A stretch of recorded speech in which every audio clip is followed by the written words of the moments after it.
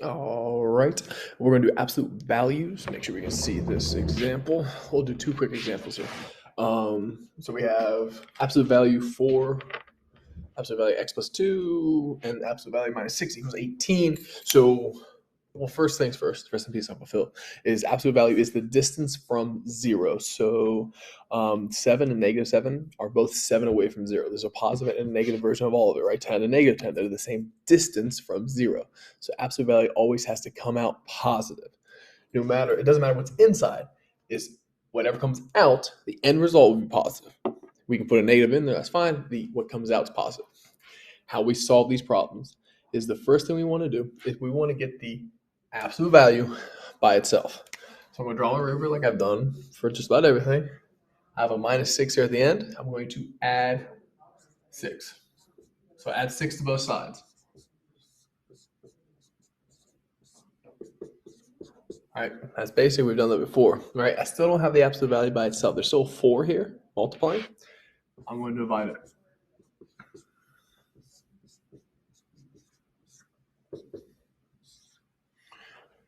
Now I have the absolute value by itself on its own side. So on the left side of the equation, the absolute value is by itself.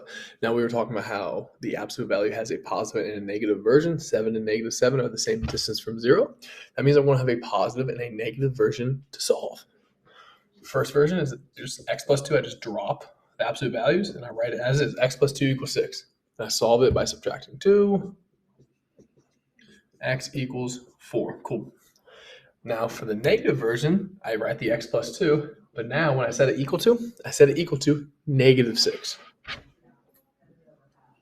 Negative 6. That's my negative version. Now I'll do the same thing. I solve, subtract 2, x equals negative 8. See a little bit. So I had to isolate the absolute value equation. I added the 6, divided the 4.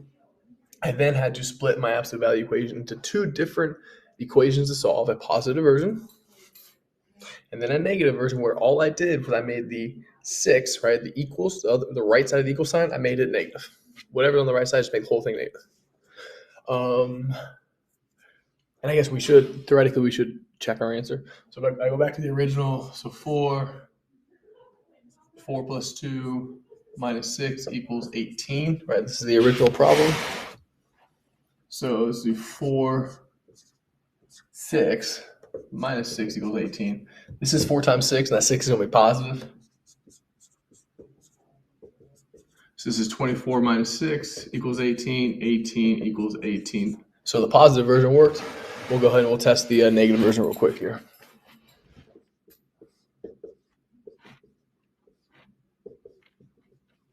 So this is going to be negative 6 minus 6 equals 18. Now remember these absolute value bars, it comes out as positive. So notice I had the negative 6 in the absolute value bar. In the parentheses, positive, because whatever comes out of the absolute value has to be positive.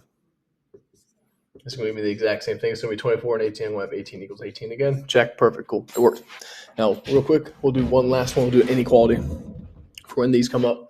Same idea. This is already set up properly. Then you make a positive version and a negative version. Positive version is simple. X plus 5 is greater than 9. I subtract 5. X is greater than 4.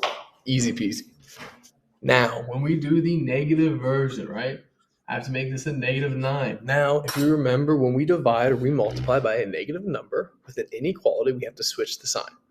Divide or multiply by a negative number with an inequality, we have to flip the sign. You should recognize that, remember it a little bit. For these, we had an inequality. I technically divided by a negative. I added a negative. I multiplied a negative, something. There's a negative there, so we will have to switch the sign. So that's one thing you guys will have to remember on the inequality versions. On the negative, you got to flip that sign. So x is going to be less than negative 14. And if you have any questions, I'm sure I'm only a few feet away, not doing anything.